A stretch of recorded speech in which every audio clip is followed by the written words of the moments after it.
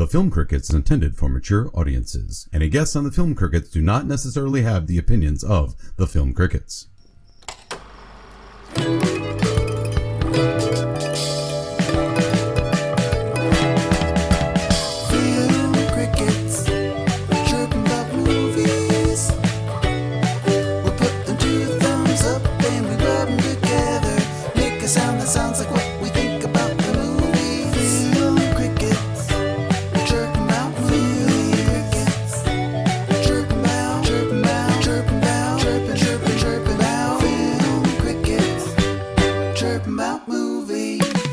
It's time for the Film Crickets with Jay Fortier, Chris Martineau, and Melanie Howerton. On this week's episode, Jay, Chris, and Melanie review the 1989 American science fiction comedy film, Bill and Ted's Excellent Adventure. The best place to be is here. Best time to be is now. And all we can say is, let's rock!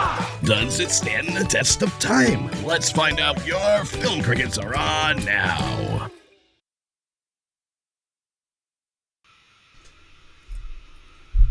All right. Hey, friends, and welcome to the Film Crickets. My name is Jay Fortier, and I am along with my good friend, Chris Martineau. Hello, Jason. Hey. And I am along with my other good friend, Melanie Howerton. Welcome back. Hey, how you doing? It's been a while. All It's been right. like a couple weeks that I've missed here because of Easter and a birthday, and I missed you guys. Well, we all missed Easter. Yes. Yes. So I did put a post on YouTube, a post that said, sorry there's no video, but we do have an audio release this week, and I released the lost audio. I don't know if Chris, you even heard this. Yeah. Conan. Oh boy. Yeah. So I don't like you. It was cool. It was cool. Where did you find it? To know that we could. That one was like cursed. It was, and it was one of those things that just nothing seemed like it was going to be saved, and then finally, I had learned that there was a chance of a backup recording through the internet, where Riverside, the group that we record through, basically does a backup recording of the show. So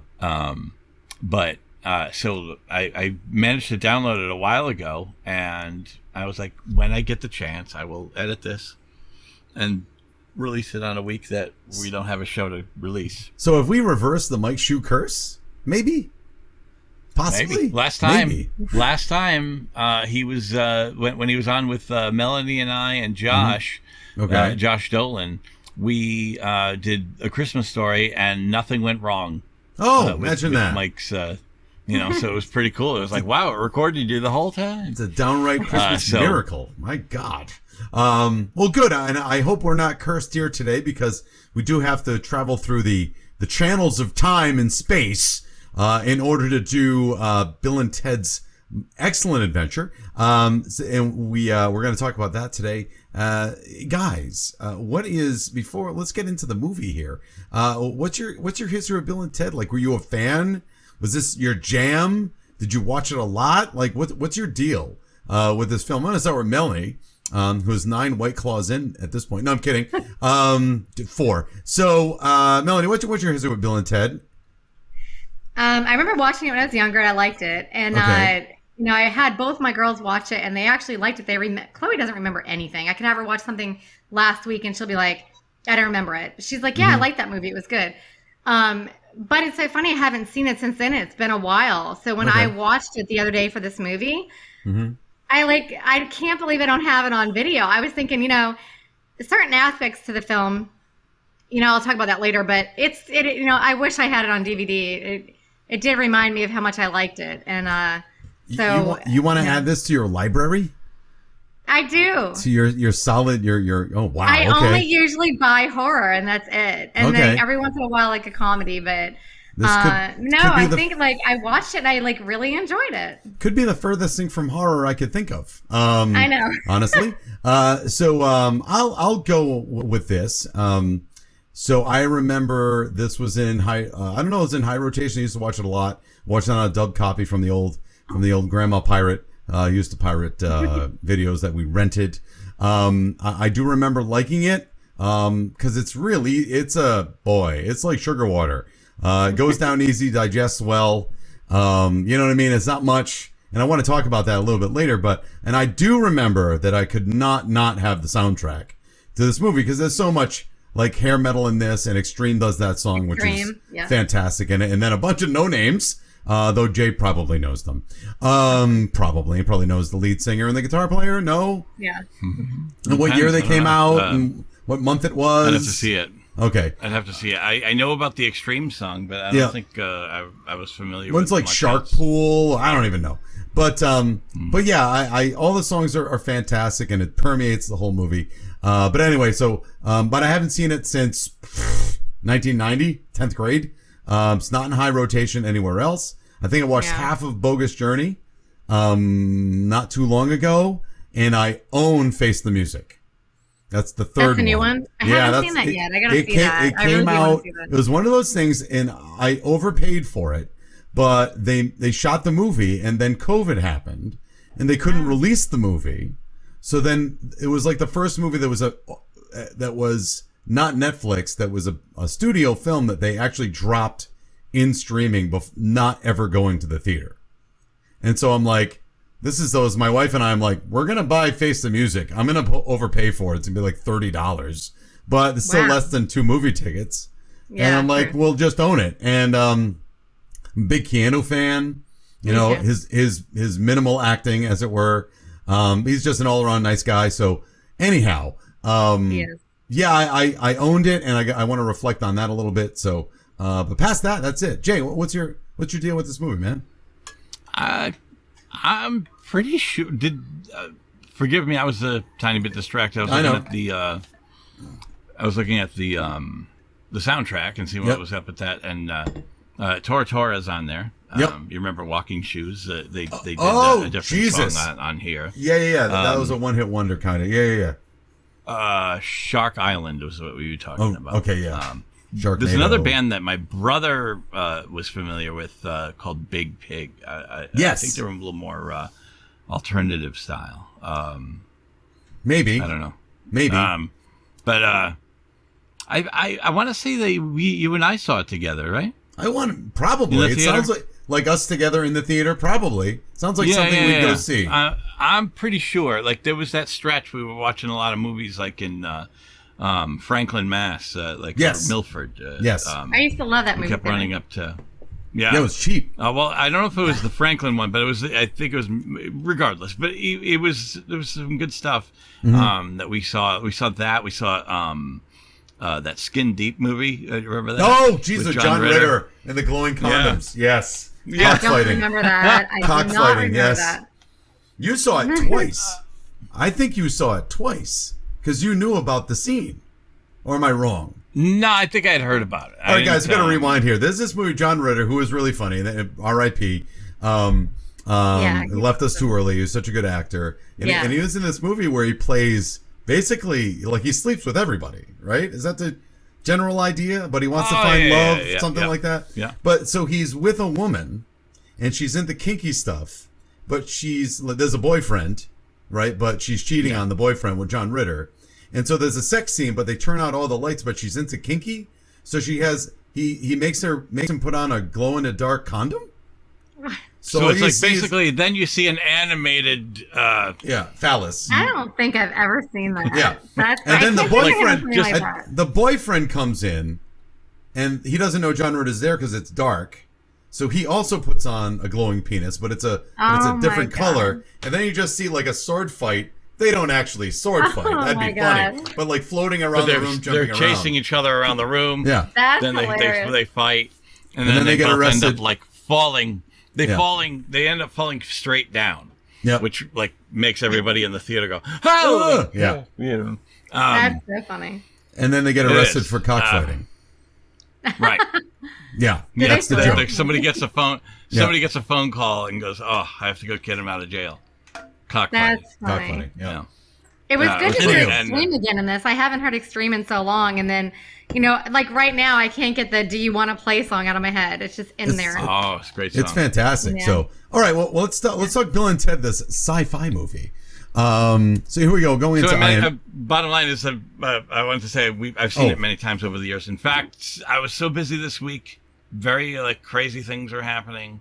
I was like, you know what? I think I know it well enough that I had to actually not watch it. But I'm not too worried that I'm gonna be missing a lot of stuff from my memory. So no, probably not for this movie. So okay, well let's do this. Let's get into the breakdown here.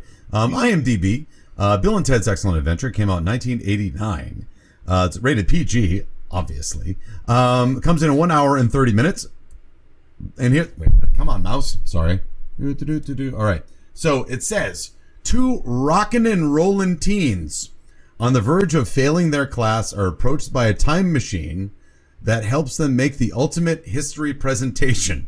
Well, that boils it down. Directed by Stephen Herrick, written by Chris Matheson, Ed Solomon, starring Keanu Reeves as Ted Theodore Logan, Alex Winter as Bill S. Preston Esquire, George Carlin as Rufus, Terry Camilleri as Napoleon, Dan Shore, who was Ram in Tron, thank you very much, Al Leong, who was Rain in Big Trouble in Little China as Genghis Khan, Rod Loomis, and a host of others, and Bernie Casey that plays the history teacher, and Hal Langdon Jr., who is playing Bill's dad. So, just a word on Stephen Herrick.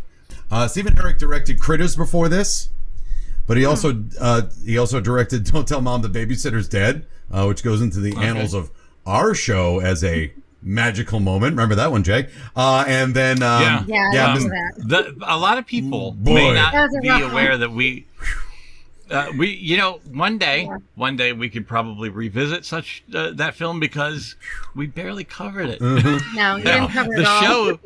The show ended up being 1 hour and 45 minutes. Yeah. And Chris got yelled at a lot. I did. Yes. For no reason. No reason at all. I know. I listened to you. But whatever. No, but people might not even be fully aware that we covered that movie because I didn't name the episode Don't Tell Mom the Babysitter's Dead. Oh. I named it,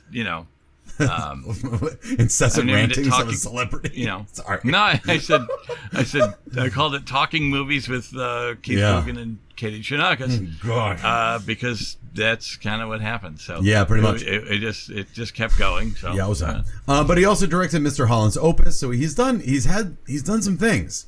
And this was his second film after Critters, so that's very interesting. So obviously dealing with low budget, and this movie is.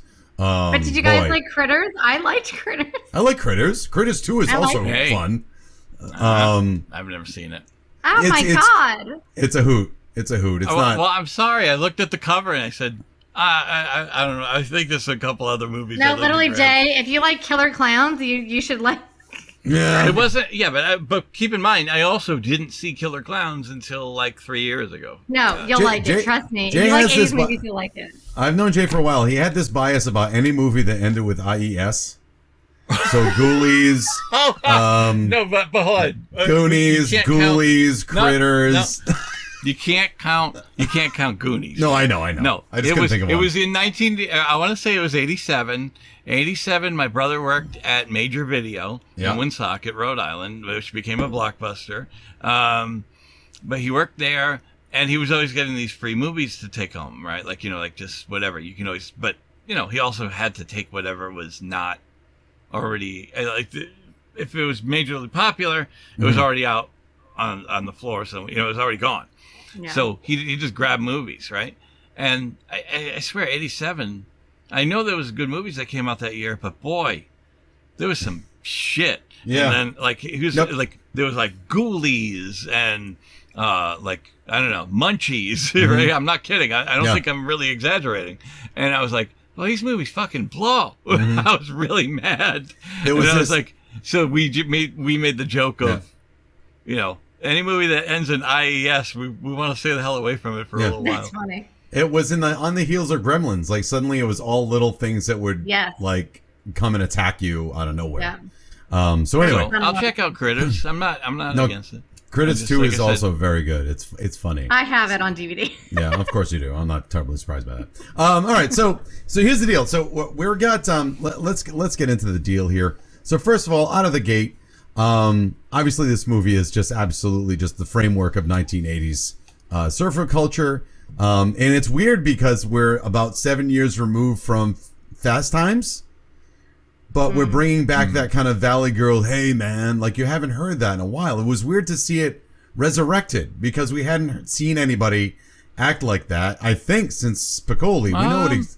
Tell me, to correct me if I'm wrong. Well, I can't think of anything. I want to say the I could be wrong, but the two, well, partially, one of the two movie heads that were in summer school, like they were into horror movies. Yes. Chainsaw and Dave. Yeah, I think they were kind of like that. Okay. Yeah, they were. I would say it sort of kept getting floated out there. Okay. So we're dredging from this well again. With these two gentlemen. So the question, look, we know the story. And here, well, we'll get that in a minute. We know the story. They're going to fail, not high school, just a class. They're not going to not graduate. They're just going to fail history and probably several other courses. But the stakes aren't them not graduating. The stakes are them failing history and then Ted getting shipped off to military school, which is, I guess, the thing. I don't think that was ever a thing. What I think, though, is like maybe their other classes aren't doing good either. So if they fail history, then that's it. Right. Hey, Jay, did you notice the history book, History in Life? We had that book. Yeah, I heard that. We definitely had that book with it had the Sphinx on the cover. It was brown, and I remember that book. Everybody had that book. McGraw-Hill classic from 1988. So here's the thing. We meet them. Why as a people do we like Bill and Ted so much? Because there's nothing not to like about them. Tell me what the deal is. There's this innocence about them, like like they're happy. Like they're like, dude, like hey, like like the way they talk to each other. Like we need Eddie Van Halen, to be in our band, and it's like but we need a great video. How are we going to get Eddie Van Halen without a great video? Like this thing back and forth is like, that's why we need Eddie Van, but we can't even play. It's like, but. You know, it's just like they're so in their bliss. So like there's a harmlessness. Like and then you see them in class and he says, what was it? Who is Joan of Arc? Noah's wife? Noah's wife. Yeah. And then what was it? Like, there was like those so Bill, according to you, Napoleon was a short dead dude. Yeah, I have that. It's so great. And then later on, he's like, so you're telling, seems to me the only thing you've learned is that Caesar is a salad dressing dude. But when he says that, you see their faces. Like, they're like, and they're like, like, so like, they're all excited about it. Yep, that's right. You absolutely love them, Okay. Yeah. Like I said, there's this innocence. So and he calls himself, I had to look up back in the day, a long time ago, I had to look up Esquire because I was like, what the hell does that like mean? And apparently it's a formal term if you're a lawyer. Yep. Right. Yep. Right. I looked at it too and I'm like, why is he calling himself that? Usually a term referred to lawyers. Yep. But it's just funny. They just thought like it would sound good. So all right. So again, we're digging in because you know what? There's not much to this movie except Bill and Ted. Right, it's and I'm gonna kind of get to that in a minute, but again, I'm not bagging on it. There just isn't much to the movie except for those two guys. So, Melanie, why? Well, except you do have the stakes. I'm sorry to cut you off, but what? You do have the stakes of Dad says he's going to send. No, but then they won't be a band. I know. And supposedly their music saves the world. I know. In the future. But here's my thing with those stakes is that we know. Again, I'm not going to be that guy. I'm not going to be that nerd guy. Time travel, bleh, causality and causation, bleh. What I am going to say is, like, the stakes aren't very high because we're in the future. They see that they look back in time. By the way, the movie starts in the future, 700 years, and Bill and Ted are the foundation of all culture and goodness and law and morality, which is fine. You know what I mean? But the fact of the matter is they look back in time to see that their project isn't going well and somebody has to go save them. But of course, if they weren't saved, then you wouldn't have the future to begin with. So the stakes are going to happen regardless. And this movie does a really good job with, they don't have to show you the time travel to say the time travel has happened. See the missing key scene. But that's getting, I want to talk more about Bill and Ted. I get what you're saying, the stakes are there, but I never doubted because we know it. We know it, so it's fine. Melanie, why do you like them so much? I don't know. It's funny because I thought I liked it when I was younger, and I just kind of forgot about it. And I showed the kids, and they liked it, but I hadn't seen it in years. And I just, to me, the movie, if you think about them going back to the future, just the way the future looked kind of tacky to me. And the fact that they have to go back and they have to like do this for like a book report, to me, again, just sounds stupid. But as I was watching the movie, I'm like, this is really a good movie. I can't, it occurred to me, I thought I just liked it just because I grew up in that time period. But I was watching it the other day and I'm like, this is really a good movie. I'm like, I'm really enjoying this. I don't know what, I'm like, I can't believe I forgot about this. I should buy this. And my husband's like, why do you want to buy that? And I'm like, because it's really a good movie. You got to watch it. Yeah. Like, it really is. Like, if you haven't seen it, you just have to see it. And I am a huge Keanu Reeves fan. Like, he is like just the nicest guy in the world. Like, I don't think anybody has a harsh word to say about him. So I love him in general. But like, I don't know. I don't know. They're like Jay said, they're super innocent. They're funny as shit. And I don't know what it is about this movie. Like, you're watching it and you're just laughing as you're watching it. So, and that's the thing. Like, you can't help but get, like I said, there are stakes, but the stakes aren't that grave. Right. You know what I mean? You know they're gonna do it. And even if they didn't do it, I don't think they would know the difference. So they're gonna go. He's gonna go to military school, which was really a bummer, dude. But I mean, eventually they're not gonna be not friends, and probably they'll figure it out. So I think at no point, like, it's just, like I said, it's a snow cone. It's an ice cream sundae. It just goes down easy, and you don't really struggle with it very much. And there's nothing wrong with that. But I think you like the characters too, though. Like, that's what I remember Socrates was my favorite person when I was younger, and he still is. Okay. And then Napoleon's funny as shit as well. Like, and I think it's so funny how they all seem to like. It's so weird how they all seem to understand each other, although they're coming from different time periods, different languages, but they all understand each other, and they're all willing to help each other. And for some weird freaking reason, they're all okay with what's going on. Like, they're going to help this kid with his book report and do whatever they need to do at the mall, and they're not like totally like shocked as shit. Like, at first Socrates was shocked, but then, at first, Billy the Kid and Socrates look like they become pretty good friends, and Napoleon's like a big baby, but they all seem to work good together, and they're just okay with whatever the hell's going on. They're okay with it, and they're helping each other, which to me is insane that they're not freaking out the whole time. Right. Like, where am I? What's going on? On that point, let's clean the house and clean the toilet. They're all when they're sitting sideways, like now the phone booth is so loaded that they have to like stick out like, as if it's lying down. Oh, yeah. Right? Yeah. And it looks like they're riding on a roller coaster, and they're all like, yay, like through time. Right. It's like just embracing it. It's so funny. They just grab Abraham Lincoln. They grab Genghis Khan. Like, ooh, want a Twinkie? Yeah. And he buys it. They get him with a Twinkie. Genghis Khan ruled most of the landmass on the planet, and you got him to like forget everything. It's harem for a Twinkie. Like, wow. Right. What does that say? Again, this is a microcosm of the 80s. Like, what's the best thing that ever came out of our culture that could probably sway anybody? Fucking Twinkies, man. Twinkies will. No, they're not. They're terrible. I don't like Twinkies. I like Funny Bones. That's a big Twinkie. Oh, Funny Bones are much better than Twinkies. They are the best, yeah.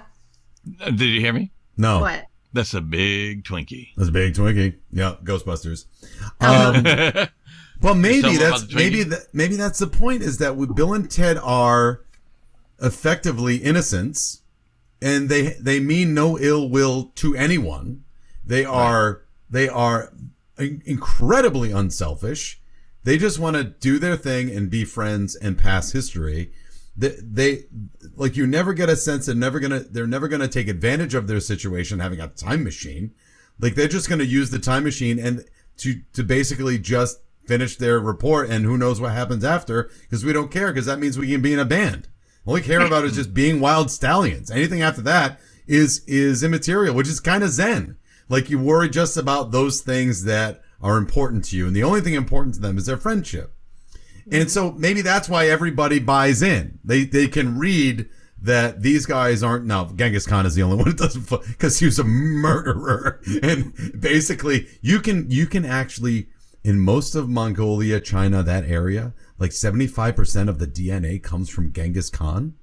Like he just had his way with everything and everyone in that. Is that age. why they showed him with like 2 girls kissing them? Oh, he had hundreds of wives, and really? Oh yeah, he's basically he was the father of their country. So was he good looking, or was he a charmer, or was he just an asshole and raped everybody? He's a murderer, and oh my god, he's bad news, absolutely bad news. So maybe that's not that sensitive, but who cares? It's Genghis Khan. Well, you're not gonna worry. We're gonna worry about that. Wait, I want to get to my point about toilet brush. I know, but I got to get to my point about Bill and Ted is that you like them so much because you wish you could kind of be them. Like all they care about are these two things. When the chips are down, they don't get that flummoxed by it, and when they do get bummed out, they just say, "Whoa, bummer. What are we gonna do?" And that's it. I mean, they don't overreact. We just want to be wild stallions, and that's it, and nothing else is important. And the other thing is their friendship is so immutable. And I asked this to my wife because we watched it. Do they have friends other than them? I would say they do, because why wouldn't they have friends? Or at least they don't have enemies, right? Mm. But they don't need any other people. They just need them. Not that they're mean to anybody else, because they're not. They're not going to bully anybody. They're not going to, you know what I mean? They're not going to take advantage of anybody because they're just innocents. And them two together are kind of the perfect couple, which is strange because Bill is the brains of the operation, because Ted is always going to Bill for answers. What do we do? Ted never says, here's what we're going to do. Never. He waits for Bill to say, Ted, what we should do? What should we do, Ted? And then they do it. So Bill is the brains of the operation, and Ted is the heart of the operation. And you can read it in his face, because Bill's always thinking. He has that thinking face. And Ted is like, yeah, we should do that. And they're the brains and the heart of what we want to be. And so how do you not gravitate towards these two guys? Yeah. And we see it again in Face the Music, except the stakes are a little, not higher, but they're old guys now. And they haven't saved the world yet. And I don't remember enough about Bogus Journey. But you can't not like these guys. You can't not like them. And it's because they just, and you know what? Here's another thing, and I'll shut up. There's always, whenever you have a friend, you ever have a movie about friends that are really, really close, there's always a moment in the movie, usually, where, like, Bill never makes Ted do something that Ted doesn't want to do, but tricks him into doing it. Mm-hmm. Because Ted's not that bright, but Bill is, because Bill's the brains of the operation. There's always a moment that tests the friendship like that. To show like, oh yeah, they're best friends, but you know, even friends will try to take advantage of each other given the situation. There's never that. That. They're always just as nice as can be to each other. It's like, that's what friends should be. Go ahead, Jay. I'm done with my rant. No, I was gonna say the closest they would get to like bothering each other is when Ted would like needle him about Missy. Like, hey, when you asked her to prom? Shut up, Ted. Like, hey, remember you had a crush on her? Shut up, Ted. Yeah. You know, like, so it was like, just knock it off. But like, it's not even that big a deal. Your dad's going for it in your bedroom. Shut up, Ted. Yeah. It's so bad. But it's so terrible. But even then, I don't think he's busting his balls. I think he's just, hey, you remember that time? Yes, I do remember that time. Shut up. I know, right. No, but like, that's the angriest, you know, that he becomes at him, you know, like. You know what I noticed about Rufus though? Like, it's, to me, Rufus is kind of strange, and I don't even know if like he introduces himself.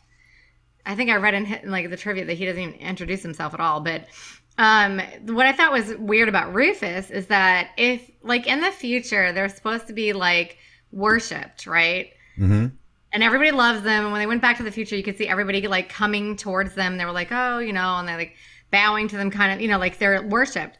But Rufus talks to them in such a condescending way sometimes, and like and they're supposed to be considered as the excellent ones and worshipped. And he knocks on Bill's head. I think it was Bill. I don't know if it's Ted, but he knocked on his head, and he's like, because you didn't do this. You know what I mean? Okay. Like, he's talking to them like they're stupid little kids in a kind of a condescending way, but I don't think he would be doing that if they were this worshipped people in the future. I don't know. I thought that was kind of weird. Okay. I wonder if they... Are you saying there are holes in this script? Really? No. Get out of here. Well, especially with the history that wasn't correct, but okay. Well, whatever. Of course that. No, but I wonder if that was by design. Like, you need to get through to these little dopes when they're dopes. Like, meaning because they still, at the end, it had to still dawn on them to learn how to play instruments. Yeah. When the movie's over, they're like, guys, we really need to actually learn how to play in order for us to become good. So it's almost like, like they don't know yet that they're going to be, so amazing in life that they do need that kick in the ass by somebody. And he needs to give them that little kick. So, yes. Not, knock them in the head. I just think it was designed that way because, like, they're just not there yet. They don't know they're still, like, he even asked for their autograph, and they're like worshipped, and he's like, "Come here, dope," like. Right. Yeah, I don't know. That's just my guess. That like it's almost like they needed a little bit to be talked to like 17-year-olds. Cool. Yeah. I agree. I mean, there has to be an adult in the room. I mean, no adult is guiding them. Through this entire fiasco. I mean, the only adult they have, one of them, one of them's dad is being physical with someone who is his daughter's age. Yeah. That's the first thing that raises so weird. Yeah. That's creepy. Now, again, I'm not poo-pooing it. I'm not saying, oh, this is not okay. Like back in the 80s, that was a laugh. Now I watch. I'm like, oh, that's kind of creepy. That's kind of. But at least that's kind of creepy. We didn't see it. We didn't see it. That's fine. But also, like, she was married, and it wasn't like she was going from one guy to the other. He was going from one girl to the other. Like, apparently, like, she loved him, and I don't know. It was she like flirts with another dude, though. Does she? Another teacher, maybe. Yeah. Oh, no. Okay, so what it was it looked like she had relations. With the history teacher in the past. You could kind of tell. Again, gross. She was like, say hello to Mr. Whatever. Yeah. But at least they don't act like it's so normal, though. Like, they treat it like they're making fun of it. Yeah, I'll give you that, but it's still kind of... because that's the joke. He's like, Missy, I mean, Mom. Like, you know what I mean? Like, when he, so I think if it was so normal, he just would have said Missy. Sure. And not turned it into something. You know what I mean? Like, so I think... It's weird that they're making him call her mom. Like... Well, that's to make us laugh. Yeah. That's just to make us go, holy crap. She's 3 years older. Right, Right? Yeah. It's just to make us, there's no way that theater was quiet when that was happening. So did you guys also like Socrates and Billy the Kid? Oh, yeah. Billy the Kid was in right away. Yeah. He helped them immediately. Yeah. Like, out of the gate, like, sure, I'll help you guys. Why not? Like, what? What I like is how they go to the mall later on, when they're killing time, and they are basically walking up to two girls in the food court. Oh my God, that was so funny. And the girls are not that even put off by one of them's wearing like a toga. Yeah. Right. Old guy in a toga. And he's also 65 years old or whatever plus. Yep. And it's just like, my name's Billy. This is Socrates. And then Sigmund Freud comes along and ruins everything. Mm-hmm. Yeah. No, they were like making fun and laughing at them. And I thought it was so funny because literally like back in Billy the Kid's day and Socrates' day, it would be nothing for like a 70-year-old guy to have a wife that's like, 16. You know what I mean? Like they'd be nothing back then. It was like normal. And so nowadays people are looking at him like, you guys are crazy. And they don't think anything of it. Like Socrates is trying to fix his hair. He was so cute. Well, it's funny. They were actually like sort of talking to them a little bit, and then what's his name ruined it. They're like, good job. Yeah. Way to go. Funny. And he's got a big hot dog. What are those things called? Corn dog in his hand. Yeah. He's pointing it at them. So that's one of the things I was worrying about is part of what's the theme of the History Project is how would people from history view San Dimas? Right. That's the question, right? So if you brought these people to 1980s, late 80s, early 90s California, how would they view it, right? And that's what the whole thing at the end. I don't know. But also, by the way, I don't know a lot of history projects that require a stage and an audience, but I know. Whatever. This day and age, oh my God, there'd be so many kids saying, I've got anxiety, I can't talk in front of people. Yeah. But now you got lights and microphones and pulpits and all kinds of stuff. So anyway, so let's think about the theme of the movie, which is, if you brought these people back from history through the eyes of Bill and Ted's, like how would they view San Dimas? And how they are introduced to 80s culture, it's the first thing they do. They go to the mall, they buy a bunch of stuff, and they play with all the toys. That is 80s culture. That was Western culture in 1980s. And so to that, I would say that is a successful history project because they introduced them to it, and then they came to the realization that, man, all those other times, those eras in time are great, but have you had a corn dog? Have you played, with sporting equipment? Have you done, what does Joan of Arc do? Aerobics. Aerobics? Have you done jazzercise? Because Yeah. that's much better than anything we had to do. And to me, it's just kind of funny. Like with it vaults the electronic 80s. keyboard? Yeah, it vaults the 80s Beethoven. above everything ever. This is the best thing ever. And in fact, we're going to then model all of our civilization around this 80s. Again, I'm not going to say 80s consumerism, but I am going to say like this kind of sheen of, what would make you happy? Bunch of stuff in a mall. And that's fine. I'm not being that guy right now. But that's what we thought. Yeah. That's what we thought back in the day. Like, it would be great if we bought all this shit. But that was so fun to go to a mall back then when you were younger. It was like the best thing you could ever do. 100%. Now it's depressing.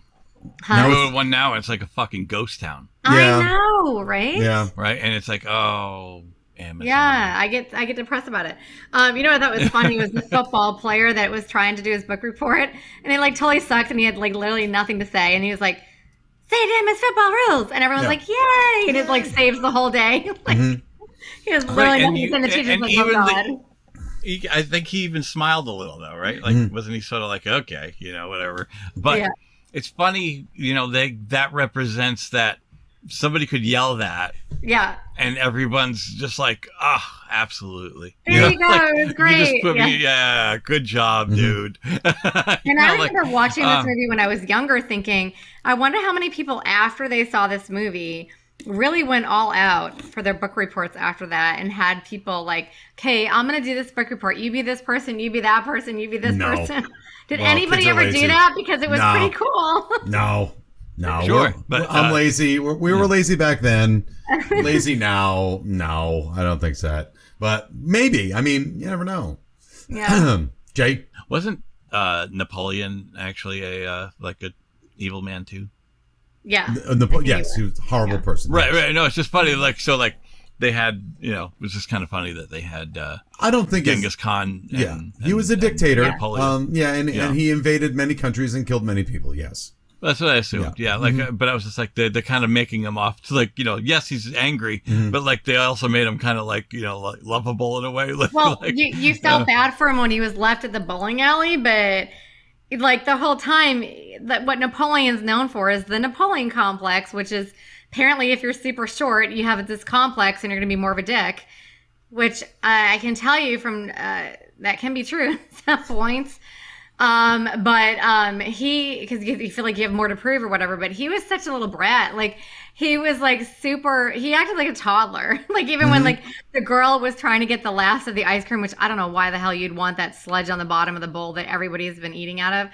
When she was trying to get it, he put this spoon down. He's like, no, it's mine. Or when he was pushing kids out of the way to go down the slide and but I think he started liking them when he was on the slide because then he was trying to get the little girl encouraged to go down. That was yeah. Right, encourage her. Yeah. So you try, he was I did like his character on the show for sure. I liked how he had he found a swimming cap. Yeah. Yes. Yeah. Something. Yeah. Nobody else had it. It was fun because he acted like a toddler. But it's funny that and how great is it when he falls at the bowling alley and he's like, man, and he starts like, he's swearing. Mm-hmm. Yeah. He's saying shit in French, but he's like, and it says it in subtitles. He looked like he was 3 feet tall when he was laying on the bowling alley floor. I don't think Napoleon was that short. I think he was almost 5 feet. Oh, was he 5'6"? No, he's like 5'6". Yeah, they did say he wasn't as short as people thought, but yeah. Yeah. He's like Tom Cruise's height, maybe a little taller. Okay, really? No way, taller? Tom Cruise is short. He's like 5'4". Wow. He's not like Prince high. He's 5'1". Anyway, he's dead. I didn't even realize Prince was that small. Oh my god. Yeah, he always wore high heels. Or his little giant platform shoes. Never even thought of that. Yeah. Yeah, he was a tiny man. All right, so let's I don't know if we want to do this now, but I think I will anyway. We have to bring up because it's not the elephant in the room. Like it's, again, the movie's harmless. It's literally a harmless film. We do have to bring up the quick 0.2 of a second of toxic masculinity when they hug each other and then they go fag and then they laugh. Okay, I wrote that down. Yeah. Look, which would not hold up today, obviously. No. And the thing is this, like, I'm not going to defend that, and I don't think we should. And I don't think we should say it's okay. All you can say is, like, obviously for the veneer of the movie is that they are innocent people, and that back in 1989, that was an okay thing to say. And it's not now, but you can't hide from it. And in fact, this is an example of when you bring it up and say, well, back then we thought, because look at these two guys, there's nothing homophobic about Bill or Ted. But the fact of the matter is, after you hug, dudes don't hug. So there's another thing that doesn't hold up because dudes hug all the time. And then the other bit is saying the epithet. But I mean, that's it's like in Adventures in Babysitting. Like, as much as we brought up Keith Coogan before, like they call Thor a homo. And he's like, I'm not going to defend it. I'm not going to try to edit it. It happened. That's just what you said back in the day. And you can have the conversation why it's not okay now. And these are, Bill and Ted are classic examples. There's nothing mean in their bodies. So obviously they didn't mean anything by it. That doesn't mean it's not okay to say, but they didn't mean anything by it at the time. But there's another word that was huge in the 80s too, which was retarded. Sure. Don't be retarded. Don't be retarded. You know, they would say, don't be retarded. And so, and it sucks because it's like, it can be part of my vocabulary when I'm like, oh my God, I'm so retarded. I totally forgot to do this. Sure. And then my kids will be like, Mom, you can't say that. And I'm like, I'm not meaning anything. I'm calling myself retarded. Like, I'm not like, I'm like, oh, I forgot this or that. And they're like, you can't do that. I'm like, I don't mean anything by it. It's literally something that like was a part of like my vocabulary my entire life, and it doesn't mean anything. Like it was never making fun of people, but it's like I was calling myself that. But I get it. What are you gonna say? You at least are trying. Yeah. No, you get like there's an effort there. Like, you know what I mean? Even if you forget or whatever, like you know, like, but you're not trying to say it, and at the same time, you're making an effort. When after they say something, oh yeah, but like, you know, like, so you're trying to.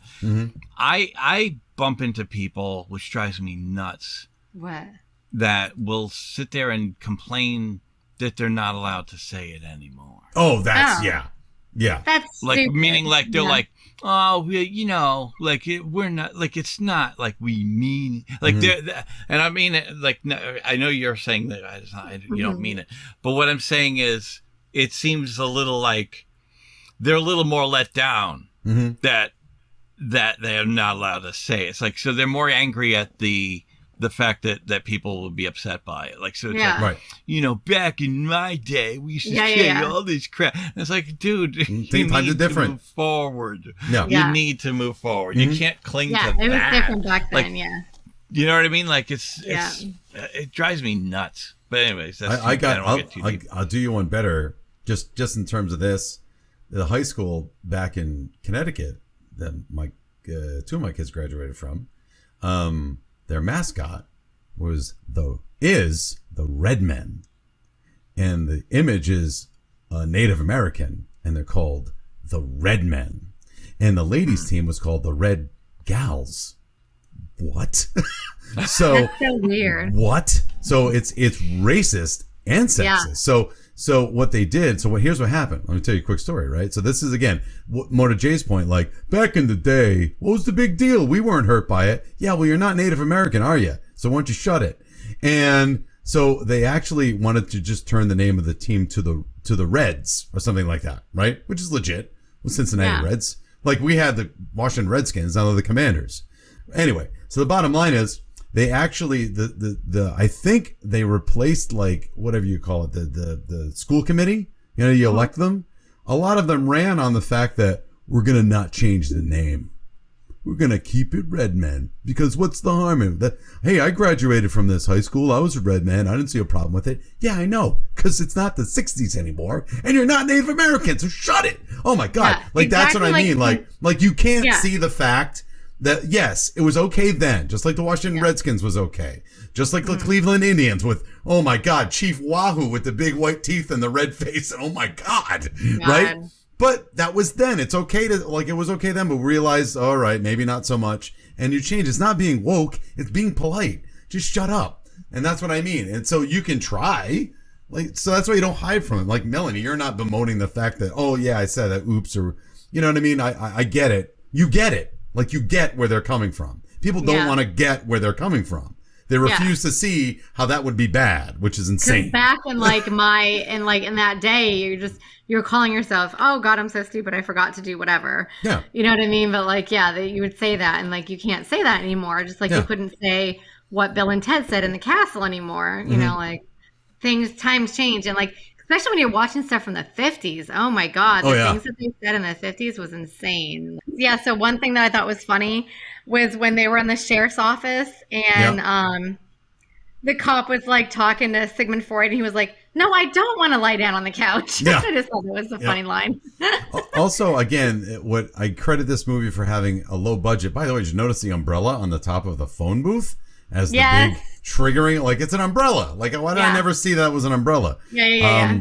But again, it's just genius in that they don't need to actually show the time machine. If you have a time machine, you don't actually have to show the time machine. You can say, we just if we only had the keys, we'll just get the keys and we'll put them here, and then we'll just go get them after, and then they go get the keys. We just can't remember, just can't forget to do that. Well, we didn't forget because the keys are right here. I mean, that's just good stuff. That's actually good writing. The fact that you don't need to do going 88 miles an hour, and you don't need to, you just you can't. And they didn't forget because it happened, which again goes back to the beginning of the movie and the loophole where if the future exists, then everything happened anyway, but whatever, that doesn't matter. It's time travel. Just shut up. Yeah. So, all right, cool. Hey, Jay.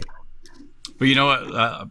I like is also, this is Deputy Van Halen.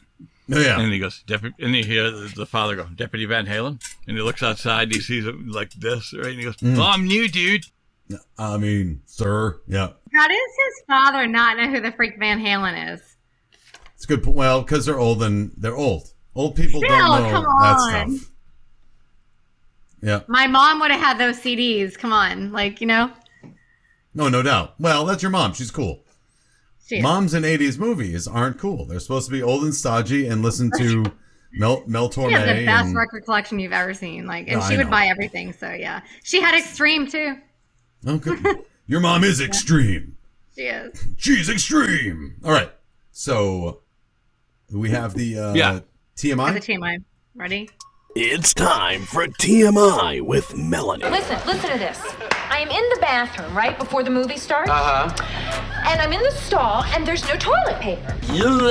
Mine are at home in a display case above my bed. TMI, my friends. TMI? Too much information. Don't go there, but that's lame. Now, here's Melanie with your timeless movie info. All right, Melanie. Let's have it. Make it excellent, all right? Right. So it let's see. It received positive reviews, and it had a mild box office success, grossing $40 million against a $10 million budget. Bill and Ted began as a stand-up act and it was with characters that would discuss current events without knowing what they were talking about. Originally included a third character named Bob, but then the comedian who played Bob lost interest. All right. And then when it became a movie script, the original movie script was supposed to have Bill and Ted visit and accidentally cause all of history's greatest tragedies, including the sinking of the Titanic and the crash of the Hindenburg. Oh, no. All right. Yeah. Wow. Okay. Okay. And then unlike other movies involving time travel, and I noticed this too. I totally know when we're talking about the keys and just everything else, why in the hell did nothing that they did back then when they went to go pick up somebody from the past, bring him to the future, show him all of these things that had happened, it had no effect on the course of history. Sure. Unlike all the other movies like Back to the Future, Terminator, Time Clock, whatever. So it was all, I did notice that. In the film, Bill and Ted claim that they need Edward Van Halen to be in their band. And after the film was released, he jokingly said that he would have joined their band if they had only asked. He was pretty cool. And the original script, The Time Machine, was a 1969 Chevy van. And the filmmakers thought that it was too similar to Back to the Future in 1985. So they changed it to a phone booth, apparently not being concerned that Doctor Who in 1963 uses a police telephone as a time machine. Okay. Which I thought was so weird. They were so worried that they couldn't use a van, which wasn't a DeLorean, but they used an exact telephone booth, which, was kind of funny. Well, the booth looks a lot different, but... Yeah. And the deal with the booth in Doctor Who is a cop could take a drunk person staggering around after the pub and throw them in the booth and then lock it. And then you'd call and then somebody would come get them. So it was almost like a drunk tank on the road. Really? Yeah, you couldn't make a phone call from it. You're supposed to just lock a hooligan in the booth until I love the word hooligan. By. Yeah. You sound like my grandmother. Scottish sucker hooligan. All right, so what else we got? Things like the Dickens. So she would yes. Hooligans, whatever. Okay, let's see. Oh, okay. The phone booth was actually given away as a contest prize by Nintendo Power Magazine, which was promoting Bill and Ted's excellent video game adventure in 1991. The characters, I always think of these things when I think of you, Chris, but the characters say dude 70 times. Okay. And excellent 30 times. Oh, not bad. In the future, the guy in the center, I don't know if you guys noticed who he was, Clarence Clemens. Yes. He was the saxophone player for Bruce Springsteen in the E Street Band, and he was most remembered for the solo in Born to Run.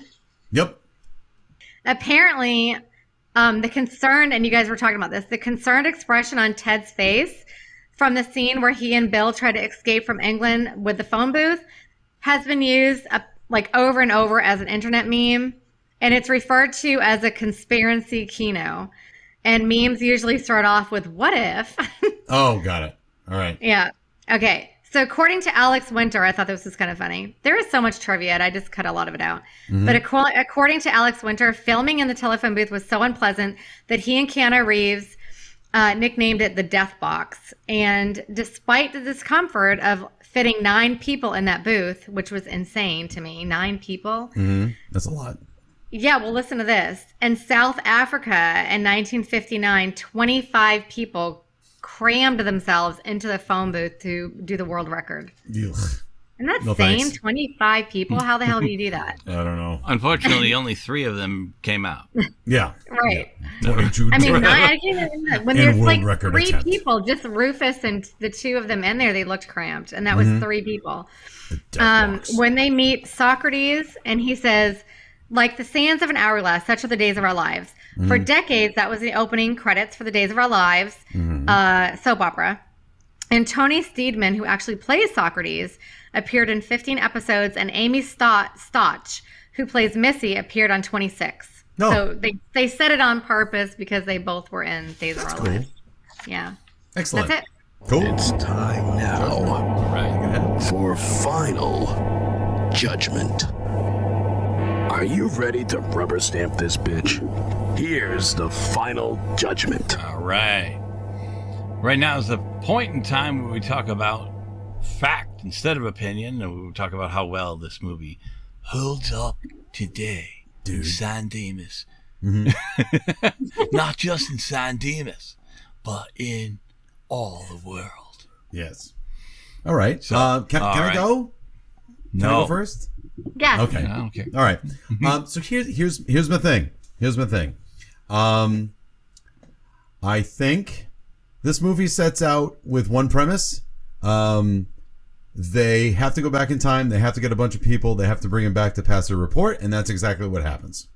There's not much to it. It's not like there's a lot of nuance. It's all pretty much in your face. There's no subtext. It's there. So for that reason, like I said, it's a good movie. It's easy to digest. It kind of goes down real smooth like an ice cream sundae with unicorn sprinkles on top. I mean, there's no doubt about it. It's sure. You love those guys? I do. Who doesn't? I guess my only problem, sorry, I'm not going to say it doesn't hold up. I guess my only problem is while watching it as a 48-year-old person is that at times I thought it was a little too cartoonish. And I got a little sick of party on, dude, and Abe Lincoln saying, whatever, party on.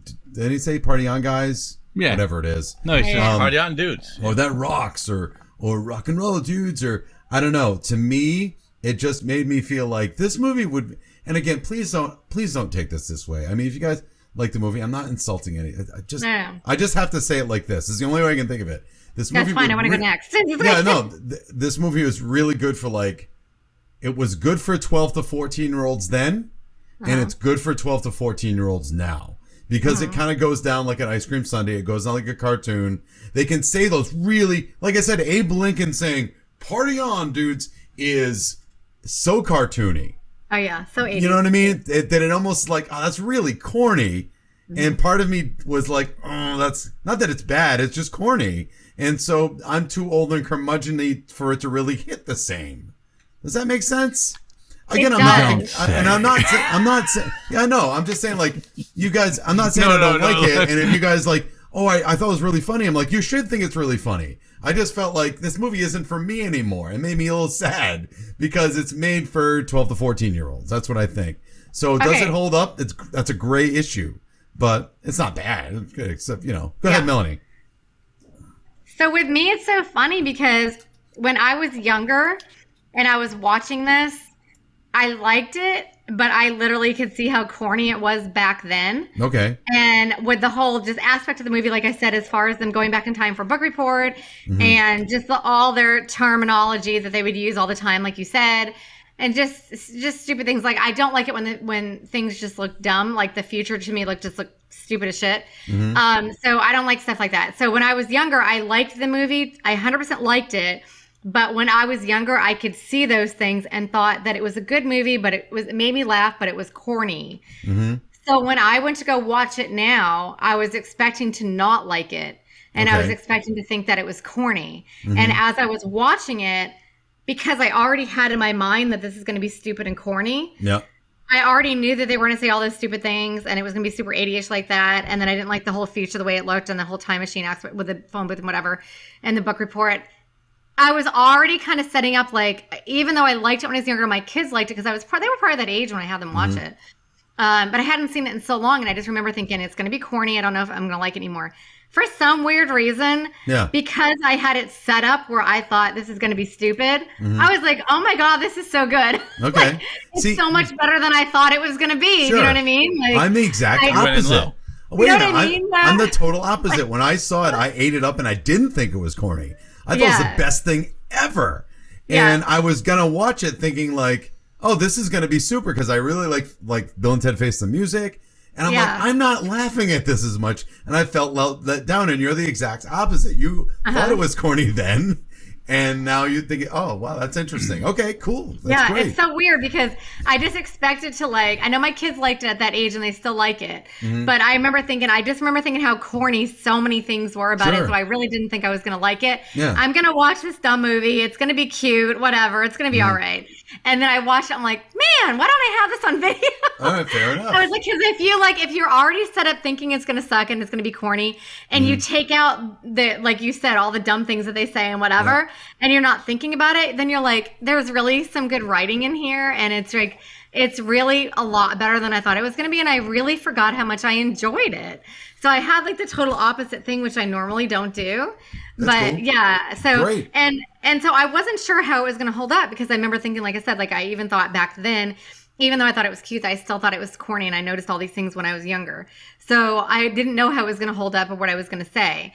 But because they have made a brand new one, and Keanu Reeves is such a big hit now in so many's eyes, like I mean, everybody just. I think he's one of the most high respected celebrities as far as people just thinking he's such a nice guy, and they love like all of his new movies and things like that. And then he came out when he came out and made that new one. I'm thinking, I said to my husband, "What is he doing?"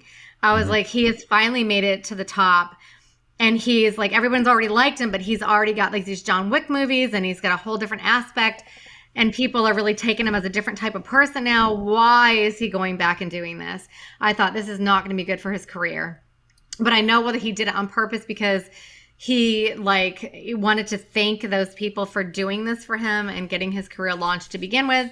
I thought it was a bad idea, but apparently it was a good movie. And if they're still trying to make stuff like that, and he's such an amazing celebrity, if you go back and watch it, it is pretty funny and honestly as dorky as it can be. And I do think that if you showed it to, like you said, younger people or people who lived in the 80s, I think they'd appreciate it. So I don't know. I enjoyed it a lot more than I thought I would. Sure. So I'm going to have to say it holds up in different ways. And, and I just don't know if it holds up 100%, but it holds up in more than I thought it was going to. I don't know. I can't give you a good answer on that. But That's fine. Wait, think about this, right? Like a 70 is a passing grade, right? Yeah. Right. So anything 70 or above, you could say it's mostly okay. So I would say it mostly holds up. You could say that, and it still holds up because it passed. Just like they did. They passed their class. Whoa. And I think I enjoyed it more than when I was watching it with my kids. I was like, this is better than I thought it was. Right. Yeah, well, I think what happened was you went in low. Yep. And it was a pleasant surprise. So I've done that before. I've gone in too hot. Like I said, the first time I saw Lost Boys, our friend was so high on the movie that I was expecting the best movie ever. And there was nowhere to go but down. Right. And it's not even that I don't like Lost Boys. It's just that the first time I saw it, I was walking in like, oh my God. There we go. Okay. You know, it's good. I like it. But it's going to be the best movie ever. So, and then you're like, all right. Right. So, that being said, I've done other things. I've seen other movies where I'm like, oh man, I remember this blue, so like I'm going to watch it anyway. And I go, oh, all right. I feel a lot better, because like I had to watch it, like with a kind of a, lower attitude. And it's like, all right, this one, there's something about this one that just always feels right to me. Like even like, I like even the moment at the end during the, project when Sigmund Freud is working on Ted, and he goes, "And what about you?" "No, I'm cool. I just have a minor Oedipal complex." Yeah. They show Missy, and she's like, "What?" And and that's like a kind of a fun little like relaxed joke that they throw in. And there's a lot of other moments like that made me I don't know, just always made me smile. Unfortunately I said I couldn't watch it this week, but I don't think as you can tell, I don't think it really mattered. Yeah. I think I kind of relayed. No. Right. No, and I don't mind admitting that I couldn't watch it this week. It was just like, it was wacky stuff happened this week. It just was not a simple time. And luckily, I would have crammed it in if I had to. But I didn't have to. And I really didn't feel like I had to. So I'm going to say it holds up because... To watch it. Yeah, I super needed to watch it. Yeah. Oh no, I would love to. For me, I needed to. Yeah. But so, anyways, my point is, I think as far as it holding up, we could point out the obvious. The stuff that didn't, like the when they hugged each other, and we already talked about that. I would say retro is huge, and this movie speaks retro. Like very this retro. is fluent in retro, just like it's so like if you could take a snapshot of the 80s, that's a pretty good snapshot of pretty much. the 80s. How it like felt, and yes, we weren't in Rhode Island growing up talking like this. However, we still liked those people that we saw on TV, so we enjoyed that style. Like, you know what I mean? Like, so that was like a relatable thing, even though we couldn't relate personally. Sure. We like those characters. We love Jeff Spicoli. We love other people that were like him. So I would say it absolutely holds up for anybody that is, cannot take themselves too seriously. I think they'll have fun watching this movie today. So absolutely, it's such a blast. Now, that being said, when the second one, for a couple of years, I was like, I really hope they make a sequel. And then the second one came on, and I went, oh. Yeah, that was no. not good. I was angry watching that movie. Sure. I was really mad. Yes, them playing board games with the Grim Reaper was okay. There was good moments. Not that phenomenal. Like it's not enough to save the film. They had people who were they had two robot versions of them. Yeah. And they referred to them as evil usses. Mm-hmm. So what I'm saying is Bill and Ted were like, oh, if we come across our evil usses, and then it's like, I had to listen to that like throughout most of the film. There's this weird dream sequence where Bill is freaking out, having a nightmare about his grandmother. And there's like an Easter bunny or something in it. It's odd. And they had this weird furry character that was walking around. I do not remember that. I think I saw it one time and I didn't like it, and I don't remember. I can remember little bits of it, and I never watched it again. One day we'll probably cover it. That's why I was worried for Keanu when he was going to say, yeah, let me do a third one. I'm like, what are you doing? If you watch the third one, he is him. He's him from 89. Like, he's an old version. He acts his... And if you watch it, it's not just the voice, which is easy. His physicality is that of a 17-year-old from 1989. It's great. Amazing. So I'll try. It's amazing. Watch it because I like him I know so much. the movie's not amazing. It's flawed because it has to go, well, our kids are going to help us now. And that's always a problem. The kids are teenagers that aren't annoying like 6-year-olds at like 18 or 19. But so the movie's not perfect. It's not as good as the first one. In the future or like what is it? It's not the future. It's now. It's 2019.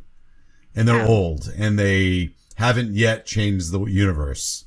Oh, okay. But the physicality of those guys is it's spot on. It's really good. So, all right. Well, that's cool. All right. Well, that was our show. And normally I'd like to thank a guest, but then we didn't have a guest today. It was just the three of us. How about that, guys? Right. How cool was that, huh? Not that we're saying it's cool that we didn't have anybody, but it was kind of it was old school. That's right. Sometimes that's nice, though. That's right. So we'd like to thank Steve Lavoie for our vocal imaging and Draco and the Malfoys for our theme music. And please help us grow by liking this video, subscribing to our channel, and be sure to hit the bell icon to get notified whenever we release a new episode. And be sure to tell your friends about us. And I'm noticing lately that like in the last week or so, we've gotten like 12 or more new subscribers. We're up to like 153. And it's great. Like, it wasn't even that long ago that we hit 100. So it's starting to snowball. I'm really excited. So keep it going. If you know anybody that's a big movie fan or retro, please spread the word. I am Jay Fortier, and on the behalf of Chris Martineau and Melanie Howerton, I'd like to thank you again for joining us here on the Film Crickets. And until next time, movies may not age like fine wine, but we drink it anyway. Bye. Thank you. Bye. Bye. Chirping about movies.